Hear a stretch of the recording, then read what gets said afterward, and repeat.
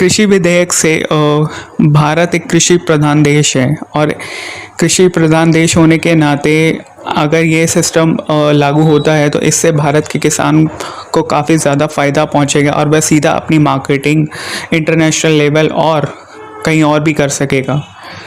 Normally उनको agent की ज़रूरत होती है जिसके कारण वे उसको पहले कमीशन देते हैं और उसके बाद उनकी मार्केटिंग होती है।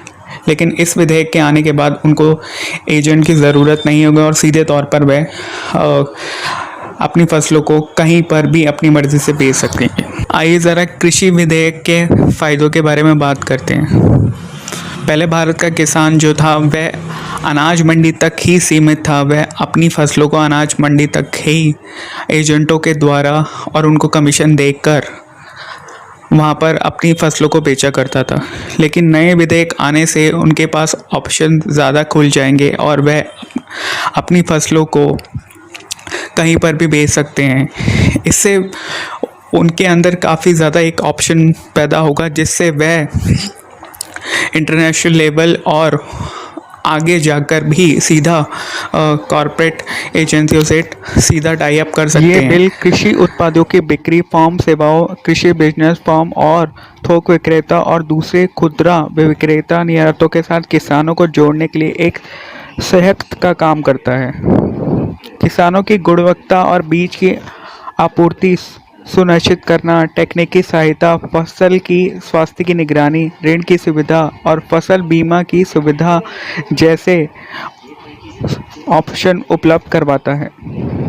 इस बिल में अनाज, दलहन, तिलहन, तेल, आलू, प्याज आवश्यक वस्तुओं को सूची से हटाने का प्रावधान है। माना जा रहा है कि विधेयक के प्रावधान से किसानों को सही मूल्य मिल सकेगा क्योंकि इससे बाजार में स्पष्टता बढ़ेगी।